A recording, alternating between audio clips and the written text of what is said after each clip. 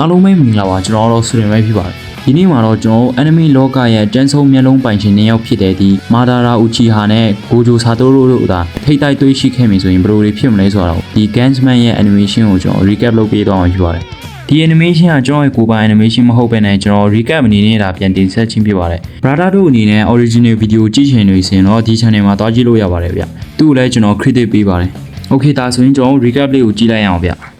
ဇလန်းစာမှာဂိုဂျိုတွေ့ရမှာဖြစ်ပြီးတော့ဂိုဂျိုကတော့စွမ်းအားကြီးရဲ့အရာတစ်ခုကိုခန်းစားမိလိုက်အကြောင်းအဘက်ကိုဦးတည်သွားခဲ့ပါတယ်။အဲ့ဒီနောက်မှာတော့ဂိုဂျိုလည်းကြောက်တုံးပေါ်မှာအေးဆေးထိုင်ရဲ့မာဒါကိုတွေ့လိုက်အကြောင်းစကားလမ်းပြောလိုက်ပါတယ်။မာဒါကတော့ဂိုဂျိုကိုအတန်မဆုံးဆိုတဲ့ကောင်ကမင်းလားဆိုပြီးမေးလိုက်ပါတယ်။ဂိုဂျိုကလည်းငါဘလောက်တန်မာလေးဆိုတာငါခုထိရေးရမသိသေးဘူး။အဲ့တော့ငါဘလောက်တန်မာလေးတိချင်လို့မင်းကကူညီပေးနိုင်မလားလို့မေးလိုက်ပါတယ်။မာဒါကတော့ပြောလိုက်ကငါမင်းဘလောက်တန်မာလေးတိချင်တယ်။ငါ့စိတ်ပြည့်အောင်တော့မလုံးမိစေနဲ့လို့ပြန်ပြောလိုက်ပါတယ်။ဂိုဂျိုကလည်းငါကတော့တုံးဆုံနေမှာမဟုတ်မင်းကငါထိုက်တန်အောင်ဆုံးမပေးမယ်မင်းလည်းမင်းရဲ့တိုက်ပွဲဝင်စိတ်ဓာတ်လေးကိုပြလိုက်ပါအောင်လို့ပြောလိုက်ပါတယ်မာရာကတော့ဂိုဂျိုစောက်စကားတွေတိတ်များတယ်အလုံးတွေပဲတက်တည်ပြလို့ပြောလိုက်ပါတယ်အဲဒါကြောင့်ဂိုဂျိုလည်းစားလိုက်ကြတာပေါ့လို့ပြန်ပြောလိုက်ပါတယ်အဲ့ဒီအချိန်မှာမာရာတယောက်မြေပြင်ပေါ်ဆင်းလာပြီးတော့ငါ God of Shinobi မာရာဆိုတာမင်းမကြားဘူးလားလို့မေးလိုက်ပါတယ်ဂိုဂျိုတယောက်တော့ AACC ပဲကြားရတာစိတ်ဝင်စားဖို့ကောင်းပြီမယ်ငါရဲ့စွမ်းအားတွေကိုပြသဖို့ကပိုပြီးစိတ်ဝင်စားဖို့ကောင်းတယ်လို့ပြောလိုက်ပါတယ်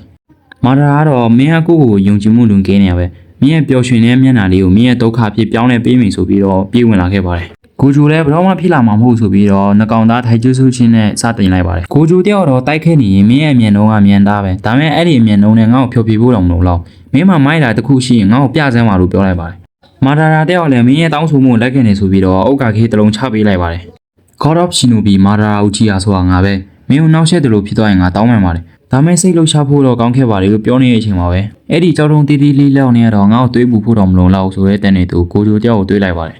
မာဒါရာကတော့ငါမင်းကိုအများကြီးရှော့တက်ခင်းမိရပဲဒါပေမဲ့စင်ပြပါတယ်မင်းတိုက်နိုင်တော့ငါ့ကိုတိုက်ခိုက်လို့ရတယ်လို့ပြောလိုက်ပါတယ်ကိုဂျိုကလည်းငါမင်းကိုစောရပြောထားမလားမင်းကရဲ့စကားကိုလည်းလေးနဲ့ထားနေတာပေါ့ဒါပေမဲ့စိတ်ပူပါနဲ့ဒီတစ်ခါတော့ချိန်ဆွဲနေတော့မှမဟုတ်ငါမင်းကိုစစ်မှန်တဲ့အမြန်လုံးကိုပြမယ်ဆိုပြီးတော့မာဒါရာရဲ့နောက်ကိုရောက်လာပြီးတော့မာဒါရာကိုပြင်းဖို့လုပ်လိုက်ပါတယ်မာဒါရာအေးဆေးချောင်းလိုက်အကြောင်းကိုဂျိုလည်းပြင်းထန်တဲ့လက်တီးတစ်ချက်ကိုထိုးလိုက်ပါတယ်အဲ့ဒီနောက်မှာတော့ဂိုဂျိုလည်းဖုန်လီထဲကနေစူစာနိုကြီးကောက်ထည့်လာတာတွေ့လိုက်ရကြောင်းနောက်ကိုပြန်ဆုတ်လိုက်ပါတယ်ဂိုဂျိုလည်းငါမင်းလေးနဲ့ထားမယ်မထင်ပြီးတန်တရားဝင်မိတဲ့အကြောင်းလို့တောင်းပန်ပါလေလို့ပြောလိုက်ပါတယ်မာဒါကတော့တိတ်မပြောလိုက်နေဘူးစူစာနိုကတေချင်းတယောက်ဆိုလို့လေဆိုတာမင်းမသိသေးဘူးထင်နေဆိုပြီးတော့တိုက်ခိုက်လိုက်ပါတယ်ဂိုဂျိုချောင်းလိုက်ရကြောင်းမာဒါကလည်းငါရဲ့တိုက်ခိုက်မှုကလင်းမြင်နေတော့သူဘလို့ချောင်းလိုက်ရလဲလို့တွေးမိလိုက်ပါတယ်ဂိုဂျိုကငါ့မှာလည်းစွမ်းအားရှိတဲ့မျက်လုံးတစ်မျိုးရှိတယ်။ဒါတော်တော်လေးကောင်းတော့ပဲ။မာရာတယောက်တော့စွမ်းအားရှိတဲ့မျက်လုံးဟုတ်လား။ငါရဲ့မျက်လုံးနဲ့ရှင်မင်းရဲ့မျက်လုံးက level ချင်းမတူညီဘူးဆိုတာမင်းသိသွားလိမ့်မယ်။ဆိုပြီးတော့ဂိုဂျိုတိုက်ခိုင်းလိုက်ပါတယ်။ဂိုဂျိုကလည်းမင်းရဲ့စိတ်အားထက်သန်မှုကငါသဘောကျတယ်။ဒါပေမဲ့မင်းမှားသွားတာပဲဆိုပြီးတော့術式反転赤決まったそれぞれの無限を衝突させることで生成される今の君はどっちなのかな